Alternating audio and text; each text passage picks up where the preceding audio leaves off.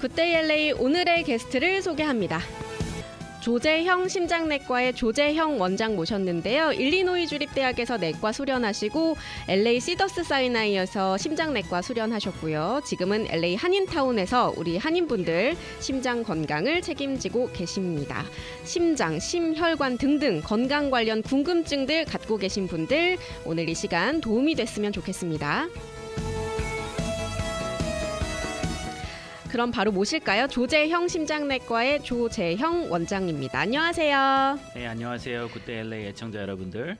반갑습니다. 굿데이 LA 나와주셔서 감사드리고 요새 아침 뉴스 시간에 전화 인터뷰 하시더라고요. 예, 요즘에 제가 새로운 인터뷰를 좀 하게 돼서요. 저도 운전을 하다가 들었는데 너무 반가워가지고 하면서 볼륨을 높였던 기억이 있는데 네네. 오늘 굿데이 LA에서는 어떤 심장 관련 이야기를 해볼까요? 네, 전에 이제 네. 고혈압, 콜레스테롤 그리고 협심증 이렇게 얘기를 했던 것 같고요. 네.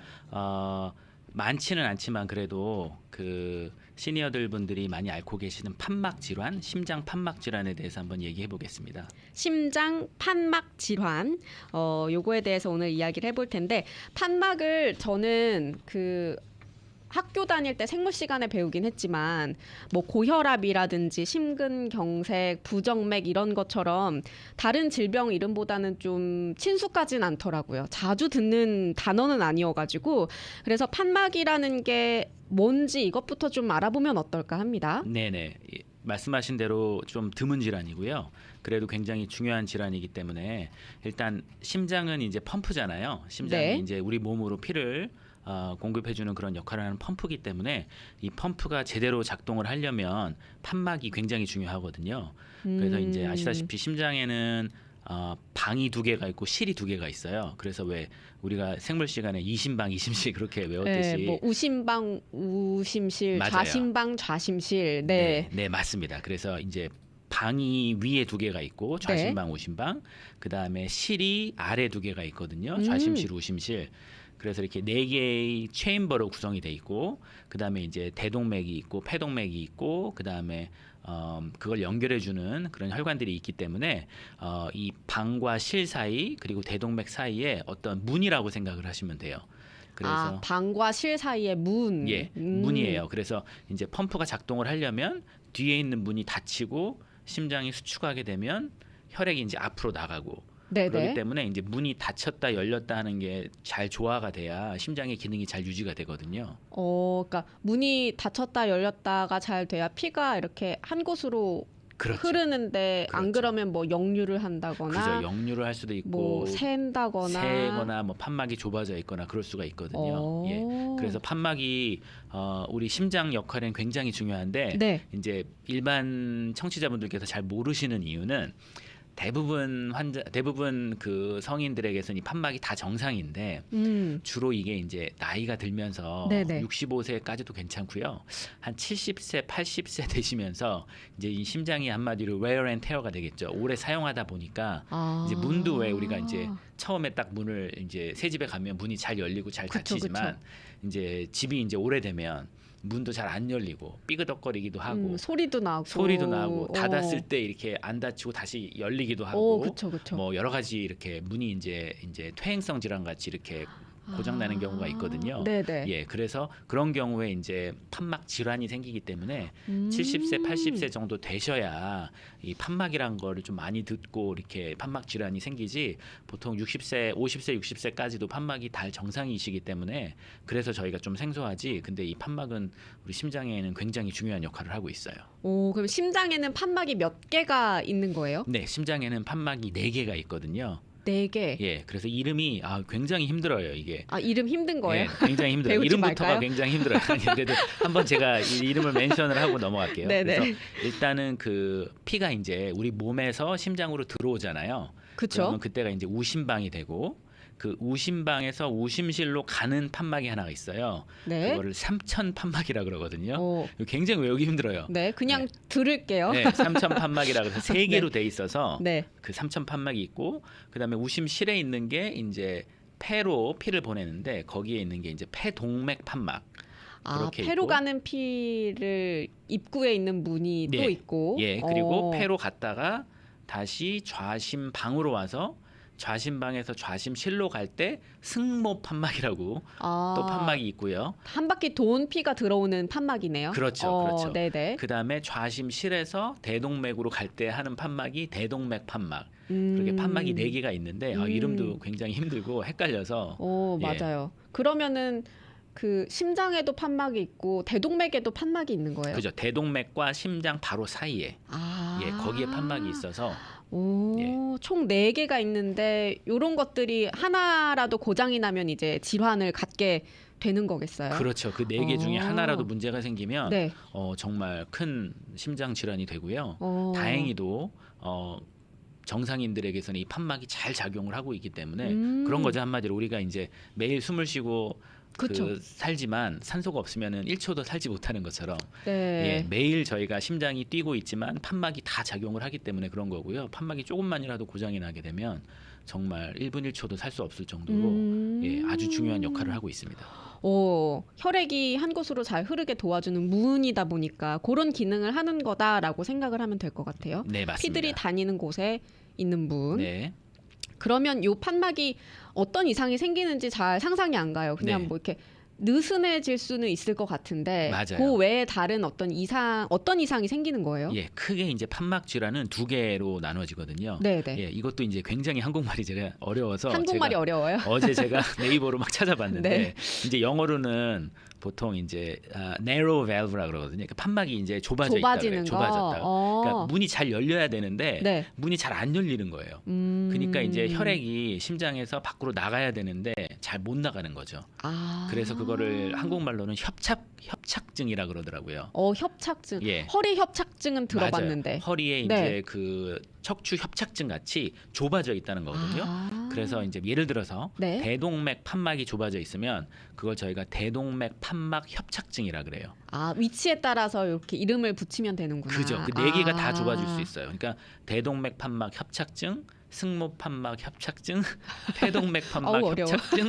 제가 무슨 말 장난하는 것 같은데 하여튼간 협착증이라 그래서 좁아져 있는 게 협착증이고요. 그다음에 또 하나는 이제 문이 잘 닫혀야 되는데 안 닫히고 자꾸 새는 거, 피가 앞으로 가야 되는데 자꾸 뒤로 와요.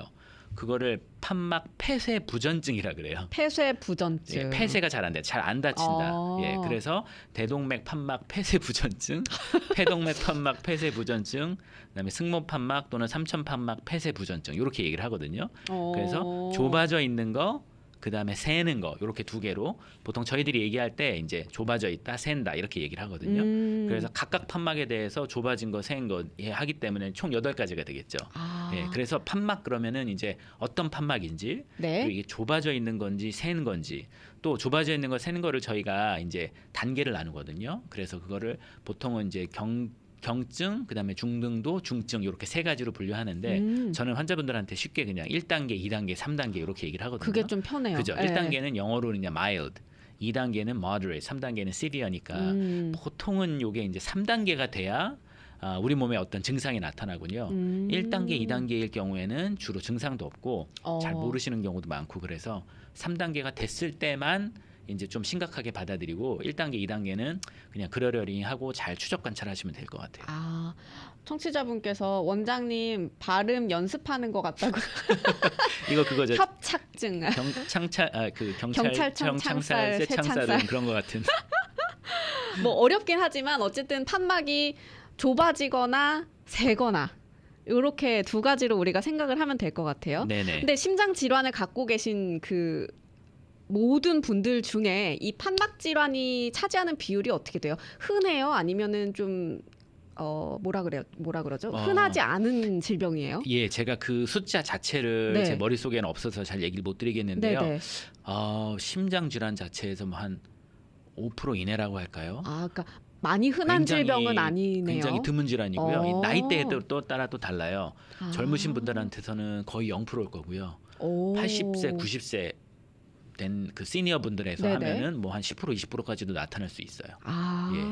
이게 그러면 말씀을 듣다 보니까 사실 선천적이게 판막이 이상이 있는 분들보다는 후천적인 분들이 많을 것 같다라는 생각이 드는데 네. 주변에서 그냥 선천적으로 판막이 아기 때부터 이상이 있어서 이렇게 뭐 수술을 받거나 시술을 받은 케이스는 제가 주변에서 봤거든요. 맞아요, 맞아요. 네, 근데 어느 쪽이 더 많아요? 예. 당연히 이제 후천적으로 네네. 나이가 들으셔서 퇴행성 질환이 굉장히 많고요. 퇴행성 질환. 예. 물론 이제 소아 파퓰레이션 중에서도 네네. 판막으로 인해서 어렸을 때부터 심장병 어, 앓거나 아니면 맞아요. 수술하거나 그런 소아들도 굉장히 많아요. 근데 그런 소아들은 굉장히 드물고요.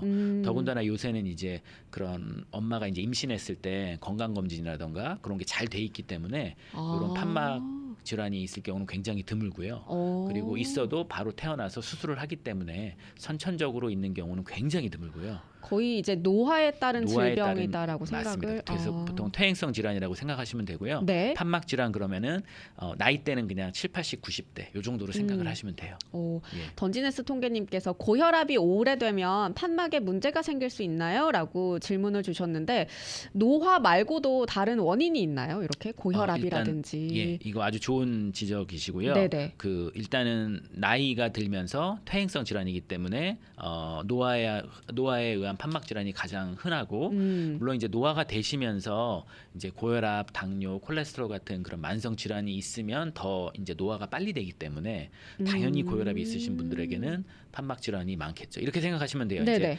파이프에 물이 흐르는데 파이프에 물이 약하게 흐르면 파이프에 이제 벽이 손상이 안 되고 그쵸. 거기에 밸브가 있다면 네. 밸브가 잘 작동을 하겠죠. 근데 그쵸. 이제 파이프에 흐르는 물의 속도가 빨라지면 네. 벽에 손상도 되고 거기에 만약에 밸브가 있다면 아무래도 좀 손상이 빨리 되겠죠. 음. 그렇기 때문에 혈압을 컨트롤하는 게 이 심장 판막 질환을 예방하는 데 굉장히 중요한 그런 예방책이 되겠습니다. 고혈압을 잘 관리하는 것도 하나의 방법일 수 있겠네요. 그렇죠. 당연하죠. 예. 중요한 질문을 주셨어요. 감사합니다.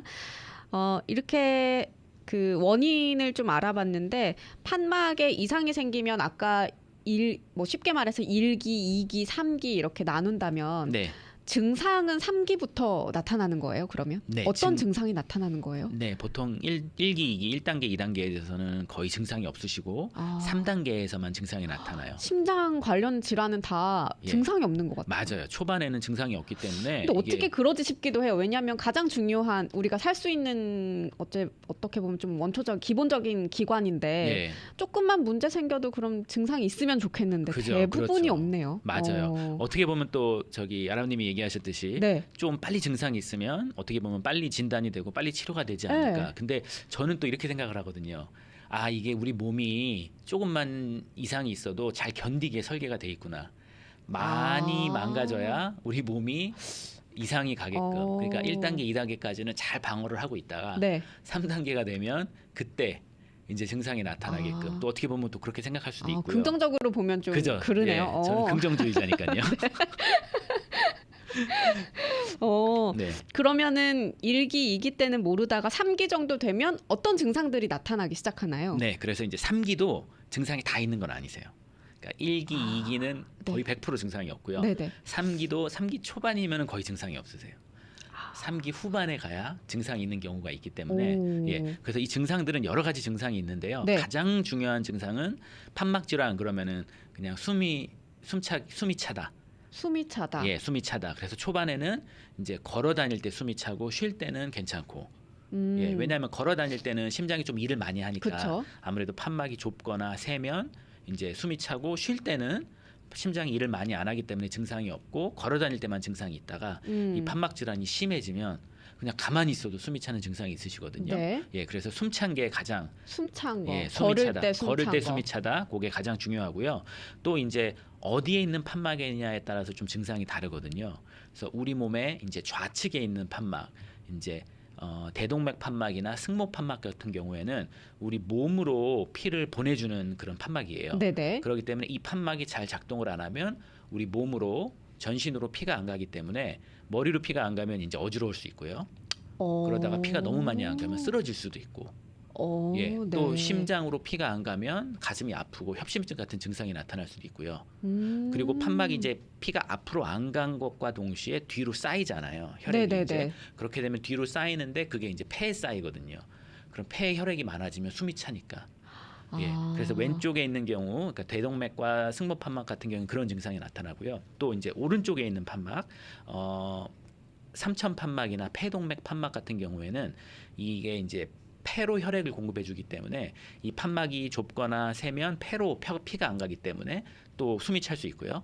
숨이 차는 거. 폐로 혈액 공급이 잘 돼야 되는데 안 되기 때문에 숨이 차고 만약에 이 피가 뒤로 몰리게 되면 우리 몸에 이제 피가 몰리게 되거든요. 그래서 전신 부종이 오게 돼요. 몸이 붓고. 예, 몸이 붓고 다리가 붓는 게 가장 심하겠죠. 왜냐하면 보통 이제 우리가 서 있으니까 몸에 이제 많은 피들이 아래로 중력에 의해서 아래로 몰리기 때문에 다리가 붓고 어떤 분들은 또 누워 계시는 분들은 엉덩이나 배가 붓는다 그러거든요. 그리고 팔다리도 좀 붓고 그렇게 붓는 증상 그리고 또 숨이 차는 증상 이렇게 되는데 두 가지 공통점은 이제 숨이 차는 거기 때문에 예, 가장 흔한 거는 숨이 차는 거, 드물게는 어지럽거나 쓰러지거나 가슴이 아프거나 손발이 붓는 그런 증상이 될 것 같아요. 숨이 차는 거는 가만히 있을 때는 괜찮으세요? 그죠. 그러니까 활동을 해야. 예, 초반에는 가만히 있을 때 괜찮고 걸어 다니거나 보통은 또 걸어 다닐 때 괜찮으신 분들도 있고요. 어떤 분들은 등산을 하거나 아니면 층계를 올라가거나 아니면 오르막길을 오를 때 숨이 차다 그러신 분이 있거든요. 네네. 그런 분들 같은 경우에는 심초음파를 해서 혹시 판막에 이상이 있지 않나 그걸 꼭 검사를 하셔야 돼요. 그렇구나. 네. 아니 숨이 차고 어지럽고 이런 거는 다른 질병을 의심하기 쉬울 것 같아요. 맞아요. 네, 네, 근데 이제 판막에 이상이 있을 수도 있다. 그렇죠, 요걸 한번 그렇죠. 의심해 보면 좋을 것 같은데 네. 질문이 들어왔어요. 안녕하세요. 저는 가끔 가슴이 쿵쾅 뛰는 느낌이 심장이 좀 빨리 뛰는 기분이 드는데 고혈압이나 수면 무호흡증이 심장에 무리를 주는 걸까요? 수면 무호흡도 빨리 치료를 해야 되나요? 심장에 무리를 주나요? 네, 아유 좋은 질문이시고요. 네. 이 수면 무호흡증은 예전에는 저희가 잘 몰랐는데 네. 최근 들어서 연구가 많이 돼가지고요. 이게 단순히 그냥 수면 무호흡을 하니까 이제 자다가 좀 숨을 안 쉬는 거잖아요. 그쵸, 그래서 그쵸. 이게 심장에 무슨 관련이 있겠나 했는데 최근에 연구를 해보니까 이 수면 무호흡증이랑 심장이랑 굉장히 관련이 많아요. 그래서 수면 무호흡 계신 분들은 이제 이 한마디로 잘 때 심장이 좀 이렇게 편안하게 뛰어야 되는데 네네. 갑자기 숨을 못 쉬게 되면 심장에 스트레스가 오거든요. 왜냐하면 심장이 이제 피를 폐로 보내줘야 되는데 폐가 일을 안 하니까. 네네. 그러니까 폐랑 심장하고는 굉장히 밀접하게 연관이 돼 있거든요. 연결돼 있으니까. 예, 폐가 예. 일을 잘해야 심장도 일을 잘하고 심장이 일을 잘해야 폐한테도 피를 잘 공급하는데 갑자기 자다가 숨을 못 쉬니까 이게 심장에 무리가 와가지고 심장이 더 많이 일을 하게 되고 그러다 보면 이제 혈압의 원인도 되고요. 부정맥의 원인도 되고 그러기 때문에 이 수면 무호흡증은 정말 심장이랑 관련이 많아요. 그래서 수면 무호흡증이 있으신 분들은 빨리 주치의 선생님 보셔서 수면 무호흡 검사를 받으셔서 진단이 되면 이 양압기라 그러죠. 주무실 때 이렇게 하는 네네. 거 그걸 하시고 가장 좋은 거는 이제 살을 좀 많이 빼시면 수면 무호흡증이 좋아지거든요. 그래서 컨트롤 하셔야 되고요. 방금 질문하신 분 가슴이 좀 두근거리는 거 네. 그거는 판막 질환보다는 이제 부정맥 부정맥. 예, 부정맥이 있나 없나를 좀 의심을 해보셔야 되거든요. 그래서 가슴 두근거리는 거는 부정맥 증상이시기 때문에 예, 심장내과나 주치의 선생님 진료를 받고 검사를 해보셔야 될 것 같아요.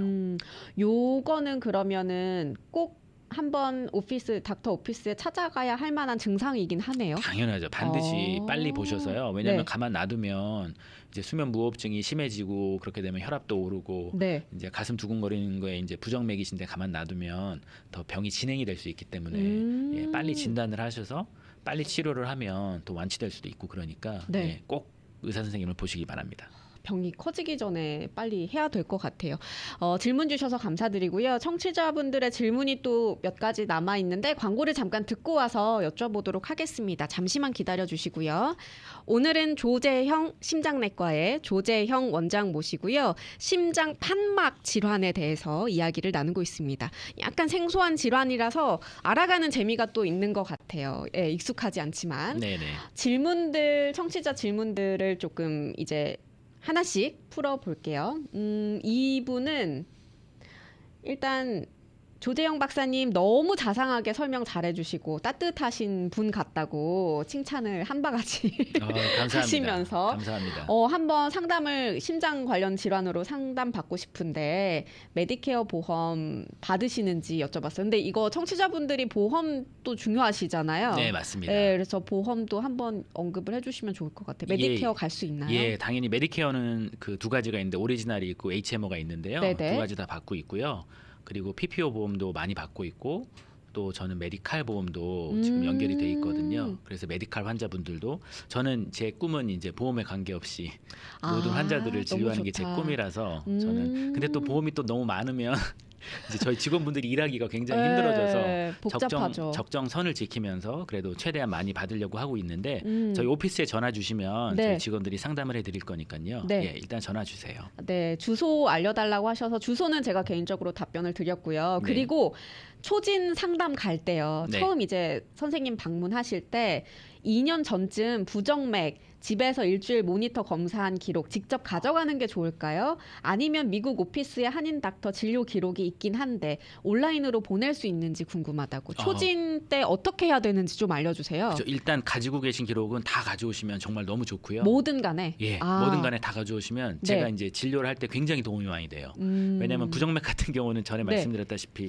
종류가 20가지가 넘어서 진짜 많더라고요. 그 환자분이 오셔서 저 부정맥이 있어요. 그러면은 전 그때부터 너무 고민이 되는 게 20가지 중에 어떤 걸까 막 찾아야 되는데 가져오시면 네. 딱 나와 있거든요. 그러면은 제가 이제 진료 보는데 너무 좋고 네. 단순히 제가 좋은 게 아니라 환자분들한테 맞는 진료를 해드릴 수 있으니까 시간을 훨씬 단축시킬 수 있을 그렇죠. 것 같아요. 제가 네. 검사를 따로 안 해도 이미 진단이 되셨기 때문에 거기에 맞는 치료를 하면 되죠. 그래서 있는 자료는 다 가져오시면 의사분들 볼 때는 있는 자료 다 가져가시면 저희는 굉장히 감사해요. 예. 근데 만약에 그런 자료가 집에 없고 전에 갔던 어떤 닥터 오피스에 있다면 네. 그런 거를 찾을 수 있어요? 그죠. 그 전에 오피스에 가셔서 네. 의료 기록을 복사해 달라 그러면요. 그건 의사들의 의무거든요. 아. 환자분들이 내 의료 기록을 복사해 달라 그러면 네. 저희는 바로 드려야 돼요. 예, 그리고 저희는 환자분 본 뒤로부터 7년이나 10년 동안 의료 기록을 보관을 해야 되거든요. 그렇구나. 예, 환자분이 요구하시거나 다른 의사분들이 요구하시거나 그러면 그 의료 기록을 저희는 제공해야 될 의무가 있기 때문에 예, 전에 보시던 선생님한테 가셔서 내 진료 기록을 좀 복사해 달라 그러면은 바로바로 복사를 해주실 거예요. 그걸 가지고 계시다가 선생님 보실 때 드리면 너무 감사하죠. 오프라인으로 꼭 찾아가야 돼요? 온라인 방법도 있어요? 뭐 이메일로 받는다거나. 팩스로 받는 방법이 있고요. 팩스. 이메일은 조금 제한이 되는 게 개인 정보기 때문에 거기에 이제 이름, 성별, 그다음에 모든 병들이 다 돼 있으니까 네. 만약에 그 이메일이 다른 사람한테 간다거나 잘못될 수 잘못되면은 개인 정보가 노출이 되기 때문에 저희가 이메일로 주고받는 건 좀 지양을 하고 있고요. 그거는 안전한 방법은 아니에요. 오피스를 찾아가셔서 복사를 해오시는 편이 좋을 것 직접 같아요. 찾아가서 복사를 하거나 팩스가 있으시면 팩스로 해달라 그러면 팩스는 이제 잃어버릴 그쵸. 염려도 거의 없고 네. 딴 사람한테 갈 염려도 없기 때문에 팩스나 직접 찾아가시는 게 제일 좋은 방법이에요. 초진 가실 때 꼭 다 챙겨가시면 좋을 것 같습니다. 네네. 그리고 이분은 언제부턴가 뛰면 생각한 것보다 심장이 더 조이는 느낌이 드신대요. 이분은 네. 8년 정도 된 것 같다고. 그래서 오래 달리기를 오래 뛰지도 빨리 뛰지도 못합니다. 어릴 때부터 심장이 가끔 저릿저릿한데 이 증상이 드문드문 일어나는 거는 괜찮다고 들은 것도 같은데 이게 맞는 건가요? 네, 일단 심장이 조이거나 저리는 증상은 네. 그냥 관가하시면 안 될 것 같아요. 드문드문 있어도? 드문드문 있어도 한 번만 있어도 심장에서 오는 증상은 그냥 무시하시면 안 되고요. 빨리 선생님을 보셔서 검사를 하고 네. 기본적인 검사를 했을 때 모든 게 다 괜찮다. 뭐 초음파도 괜찮고 심장에 있는 혈관을 보는 뭐 운동부하 검사나 CT 같은 게 괜찮다. 다 괜찮다. 그러면은 그 다음에는 그냥 좀 지켜보시면 되는데 검사 안 하시고 그냥 뭐 한 달에 한 번 일어나기 때문에 괜찮다. 그렇게 생각하시면 안 되고요. 진료와 검사를 받아보시길 권유드립니다. 한 번이라도 느끼셨다면 그래도 검사 맞고 괜찮습니다 말 듣는 게 좋잖아요. 그렇죠. 괜히 좀 찝찝하느니. 맞아요. 그리고 심장은 뭐 초기에는 다들 증상이 많지 않다고 하니까 미리미리 보시면 좋을 것 같아요. 예, 맞습니다. 자, 이제 심장 판막으로 다시 돌아가면 증상까지 조금 우리가 얘기를 했죠. 네. 요게 근데 그러면은 어떻게 검사하는지 궁금해요. 왜냐하면 증상이 없어도 초반에 좀 알고 싶을 수도 있잖아요. 맞아요. 근데 요게 그냥 매년 체크업 가면 받는 검진으로 커버가 되는 건지 아니면 또 추가로 뭔가를 해야 되나요? 네네. 그래서 일단 그 주치의 선생님들 보시면 네. 일단 주치의 선생님들이 심장 소리를 들어보거든요. 근데 판막에 이제 문제가 있으면 판막 질환이 있으면 소리가 이제 잡음이 들려요. 심장 잡음. 예, 저희가 영어로는 머머라 그러는데 네네. 보통 이제 심장이 럽덥 이렇게 뛰거든요. 네. 근데 심장의 판막이 좁거나 세면 뭐 쉽덥 이런 식으로 아니면 신기하다. 럽쉽 이런 식으로 판막이 새는 소리가 좀 들려요. 오. 그래서 주치의 선생님들이 그런 거를 픽업을 하시거든요. 그래서 이분은 뭔가 심장에서 잡음이 들리니까 심장내과를 보세요. 그렇게 리퍼를 해주시면 이제 제가 보고 이제 심장 초음파를 심장내과에서 하게 되거든요. 그럼 심장 초음파는 진짜 이 기술이 없었으면 어떻게 심장내과 의사를 하나 할 정도로 굉장히 좋은 기술이고요.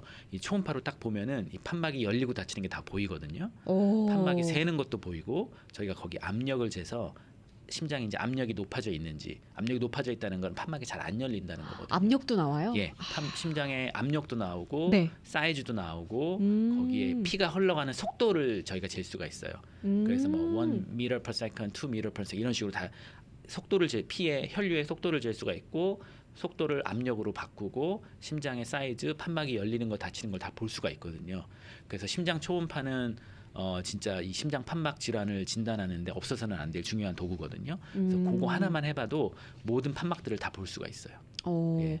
일단 매년 체크업 갈 때는 무조건 청진기로 그 검사하니까 그렇죠. 그것만 해도 일단은 좀 안심을 해도 되는 거네요. 그렇죠. 별다른 말씀이 없으시면. 네, 맞습니다. 그리고 심장 초음파 이상이 있으면 심장 초음파를 하시면 되고. 근데 이렇게 판막에 이상이 있으면 이게 근데 사실 좀 물리적인 거잖아요. 네. 판막 자체가 좀 무늬 이상이 생긴 거니까. 맞습니다. 근데 그게 약으로 치료가 돼요? 아니면 어떻게 치료를 받는 거예요? 예, 일단 증상이 있어서 이제 심장내과를 보시고 초음파로 진단이 되시면 그다음에 이제 치료를 해야 되는데요. 안타깝게도 이 판막 질환을 네. 약으로 치료할 수는 없어요. 무조건 왜냐하면 그러면 시술 아니면 수술? 그죠. 시술이나 수술을 해야 되는데 일단은 좋은 거는 네. 1단계나 2단계로 좁아져 있거나 세면 그러면 일단 별다른 치료는 필요 없어요. 그냥 둬도 괜찮아요? 예, 그냥 두고 지켜봐야 되거든요. 그래서 1단계로 판막이 좁아지거나 세면 저희가 한 3년이나 5년마다 초음파를 한 번씩 해보라고 돼 있고요. 그것도 자주는 아니네요. 예, 3년에서 그죠. 5년이면. 그러니까 예. 되게 진행이 빠른 건 아닌가 봐요. 진행이 빠르진 않아요. 보통 다행이다. 1단계에서 2단계, 2단계에서 3단계로 진행이 될 때 제가 그냥 제 개인적으로 얘기를 드릴 때 1단계에서 2단계가 되는 게 한 5년에서 10년이 걸리고 2단계에서 3단계가 되는데 또 5년에서 10년이 걸리기 때문에 아주 그러니까 제가 이제 환자분들을 보다가 판막이 샌다고 막 얘기하고 1단계, 2단계, 3단계 얘기 드리면 어떤 분들은 걱정을 막 하세요. 근심 걱정 시작이죠. 그리고 저는 지켜보자는 말이 제일 무서워요. 맞아. 이게 내일 2단계가 되면 어떻고 모레 3단계가 되면 내가 수술을 하고 시술을 해야 되는데 그래서 저는 항상 얘기 드리는 게 한 단계에서 한 단계 높아질 때 5년, 10년 또 그 단계에서 3단계로 가는데 5년, 10년이 걸리기 때문에 이제 걱정하지 말라고 하시면 그때는 이제 좀 걱정을 안 하시는데 그나마 다행이다. 빨리 진행이 되는 건 아니에요. 대신에 혈압이 있으시면 이런 판막이 좁아지거나 새는 게 훨씬 더 심해지기 때문에 혈압 조절을 꼭 하라고 얘기를 드리죠. 그거는 고혈압 쪽으로 하면 그죠. 되네요. 그리고 당뇨가 있으시거나 콜레스테롤 있으시면 또 콜레스테롤 당뇨 조절을 잘 하셔야 이런 판막 질환도 예방이 될 수가 있기 때문에 그런 식으로 이제 판막 질환이 악화되는 걸 예방하는 약물 치료지 이 판막 질환을 좋게 만드는 약물 치료는 없고요. 그렇기 때문에 빨리 진단을 하셔서 내가 1단계인지 2단계인지 3단계인지 알아보고 2단계나 1단계면은 3단계가 안 되게끔 최대한 노력을 해야 되죠. 그리고 주기적으로 이제 심장내과 선생님을 보셔서 초음파를 해서 1단계인 경우에는 3년이나 5년마다 초음파를 반복을 해야 되고요. 2단계인 경우에는 또 1, 2년마다 초음파를 반복해야 되고 3단계인데도 증상이 없으신 분들이 있어요. 그러신 분들은 6개월마다 초음파를 반복해서 증상이 나타나거나 어떤 심장에 무리가 간다. 그러면 그때는 또 이제 바로 치료를 해야 되고요. 아, 예. 그러면 나는 그렇게 막 빨리 시술이나 수술을 안 해도 된다. 네. 지켜보자 하시는 분들은 그래도 이걸 최대한 진행을 늦추고 싶어서 관리를 하고 싶잖아요. 네, 맞습니다. 그러면 뭐 고혈압이나 당뇨 있으신 분들은 그런 만성 질환을 관리하시면 되고 네. 또 다른 방법들이 있어요? 딱히 다른 방법은 없고요. 네. 일단 좀 건강하게 드시고 기름기 똑같고. 있는 음식이나 뭐 그렇게 운동하시고 또 똑같은 얘기가 나오는데 고혈압, 당뇨, 콜레스테롤, 운동, 살 빼시고 운동하시고 채소 많이 먹고. 채소 많이 먹고 그죠. 그런 아. 식으로 해서 판막 질환이 약화되는 거를 막으시는 수밖에 없고요. 진행을 늦추는 수밖에. 네. 그러면 3기구 증상도 있고 네. 빨리 치료를 해야 돼요. 네. 그러면 요새는 어떤 근데 아까 말씀드리기로 수술이나 시술만 할 수 있다는데 네. 시니어 분들은 심장 수술 시술 위험할 수도 있겠다라는 맞아요. 생각도 들거든요. 어떻게 맞아요. 치료를 해야 될까요? 예, 일단 그래서 이제 3단계로 진행이 됐고 아니면 3단계에서 발견이 됐고 증상이 있으시면 네. 숨이 차고 3단계다. 그러면은 거의 100% 수술이나 시술을 하셔야 되고요. 예, 판막을 치환해야 돼요. 예, 다른 치환술. 예, 판막으로 바꿔야 판막을 돼요? 이제 수리를 할 수도 있고요. 어. 판막을 치환할 수도 있는데 어. 수리가 안 되는 경우가 굉장히 많아요. 보통 이제 80세, 90세 분들이 이제 판막이 좁거나 세게 되면 네. 이걸 수리하기가 굉장히 힘들거든요. 이제 그만큼 많이 사용하셨기 때문에 네. 그런 경우에는 판막을 치환을 해야 되거든요. 그래서 예전에는 한 10년 전까지만 해도 이 판막이 안 좋으시면 무조건 수술을 해야 돼요. 수술밖에 없었어요. 그래서 개용 수술이죠. 이제 가슴을 열고 큰 수술이잖아요. 그죠. 가슴을 열고 심장을 정지시킨 다음에 심장을 이렇게 절개를 해서 안 좋은 판막을 빼내고 꺼내서. 그다음에 좋은 판막, 쇠로 된 판막이던가 아니면은 조직으로 된 판막을 넣어서 그 판막을 꼬맨 다음에 심장을 닫고 뼈랑 이제 와. 스킨을 닫고 하는 거죠. 이게 이거는 굉장히 큰 수술이에요. 예, 심장을 예. 일단 잠깐 멈춰야 되잖아요. 맞아요. 그래서 이런 시술을 하시다가 돌아가시는 분들도 굉장히 많고요. 그래요. 예. 그리고 이런 시술을 안 해줘요, 아예. 왜냐하면 이제 뭐 90세고 고혈압, 당뇨에 지병이 많으신데 판막이 안 좋다. 그러면 돌아가실 확률이 저희가 보통 생각하기로 15% 20%가 이상이면 수술 안 하거든요. 위험하니까. 왜냐하면 괜히 이 환자분들 더 좋게 건드렸다가. 하려다가 돌아가시면 더 안 좋은 거잖아요. 그쵸, 환자분들한테 그쵸. 더 해를 가하는 거기 때문에 그런 경우에는 그 외과 의사들이 아예 나 수술을 못 한다 그래요. 예. 왜냐하면 더 환자분들한테 그럼요. 해를 주는 거니까. 그래서 그런 분들은요 그냥 수술 못 하고 그냥 시름시름 안 좋아지다가 돌아가세요. 약도 뭐 없다고 약도 하셨고. 딱히 없고. 그래서 그런 식으로 안 좋아하는 경우가 되게 많았는데 최근에는 이제 이런 분들을 대상으로 네. 새로운 기술이 이제 발견이 됐잖아요. 항상 인류는 진화하기 때문에 수술을 안 할 수 있는 예, 거예요? 수술 없이 그건 어떻게 하는 이제 거예요? 경피적으로 그래서 이제 저희 사타구니에 보면 네. 큰 혈관들이 지나가거든요. 그쵸, 그쵸. 대동맥하고 정맥이 지나가는데 네. 그런 데를 이제 바늘로 찔러서 네. 카테타를 넣어서요. 그 인공 판막을 잘 접어요. 이렇게 잘 종이 접기 하듯이 잘 접어가지고 네네네. 얇게 해가지고 그거를 혈관으로 넣어서 네. 원하는 부위에 가서 풍선으로 이렇게 딱 그 판막을 치환을 할 수가 있어요. 정말 그럼 기존에 진짜 있던 기적 걸 같은. 빼고 아니요, 기존에 있던 걸 가만 놔두고 그거를 그래도 빼기는 돼요? 힘드니까 네. 수술로 빼야 되는데 못 빼니까 좁아져 있거나 새는 판막에 안에다가 새로운 판막을 딱 넣는 거예요. 그러면 기존에 있는 판막은 그냥 옆으로 밀려나서 그냥 이렇게 붙어 있고 괜찮고. 새로운 판막이 잘 작동을 하는 거죠. 진짜 신기하다. 예, 이 기술이 와 이건 진짜 한번 보시면 정말 기적이에요. 사타구니에서 심장까지 가요. 근데 그렇죠. 그게 바늘이. 바늘을. 예, 그래서 잘 접어서 그렇게 하면 그래서 그거를 경피적 판막 치환술이라고 하는데요. 이 기술이 나온 지가 얼마 안 됐어요. 한 10년, 15년. 오. 굉장히 최근 기술이고요. 네. 굉장히 많이 하고요. 요 LA에 있는 큰 병원들 몇 곳에서 엄청 많이 하거든요. 그러면 시니어 분들도 부담이 훨씬 줄어드는 건가요? 그렇죠. 하실 수 있어요. 그죠. 예전에 이제 개흉 수술을 하시면요. 수술하는 데만 보통 뭐 대여섯 시간 걸리고 회복도 되게 오래 걸릴 것 같아요. 시니어 분들은 한 2, 3주 병원에서 있으셔야 되고 나오셔서 한 5, 6개월 고생하세요. 거의 1년 가까이를 맞아요. 회복에만 힘쓰셔야 그렇죠. 되면 와. 돌아가시는 분들도 많고. 오. 근데 이 경피적 판막 치환술은 오늘 입원하셔서 오늘 하고 하루 주무시고 내일 퇴원하세요. 그렇게 간단해요? 네, 시니어 분들도? 하루 만에 시니어분도 퇴원하시고 너무 좋다. 어떤 분들은 내가 무슨 일이 있는지 잘 모르세요. 그냥 자고 나왔는데 끝난 거예요. 아. 네. 진짜 너무 획기적인 시술이고요. 참 시간도 별로 안 걸려요. 시간은 한 3-4시간 걸린다고 3-4시간. 생각하시면 그래도 수술보다는 그죠. 훨씬. 회복도 빠르고 그 다음 날 퇴원하셔가지고 걸어 다니세요. 그리고 상처도 없고 뭐 몸에 부작용도 없고 그래서 너무 좋은 시술이고요. 이거는 진짜 빨리만 진단이 되고 네. 빨리만 그 시술을 받으시면 보통 요 판막은 10년, 15년 가거든요. 한번 그렇게 새로 치환을 하면 예, 10년에서 15년. 그렇기 때문에 10년, 15년 이게 수명이 연장되시는 거죠. 근데 그럼 그 10년, 15년 후에는 그죠. 좋은 질문인데 후에는 어떻게 할까요? 그럴 걸 대비를 해서 이제 저희가 가만히 안 있죠. 네. 그러면 10년, 15년 뒤에 만약에 이 판막이 또 망가지면 어떡하냐. 네. 꼭 10년, 15년이 아니더라도 5년 뒤에 그러면은 혹시나. 거기다가 똑같이 판막을 하나 더 넣을 수 있어요. 그래도 괜찮은 거예요? 괜찮아요. 쇠로 괜찮아요. 만든 건데도? 쇠로 만든 것도 괜찮아요. 예. 와, 예. 진짜 신기하다. 예. 그렇게 해서 오. 판막을 치환할 수 있고 또 판막이 새는 경우도 있어요. 네네. 판막이 새는 경우는 물론 새로운 판막을 넣으면 좋지만 또 판막의 위치에 따라서 예를 들어서 승모 판막이나 삼천 판막 같은 경우에는 그게 굉장히 구조가 복잡하게 생겼기 때문에 그걸 치환하기가 굉장히 힘들어요. 그건 아직도 저희가 연구를 하고 있는데요. 그런 네네. 경우에는 새는 판막을 클립으로 이렇게 조금 딱 조여줘요.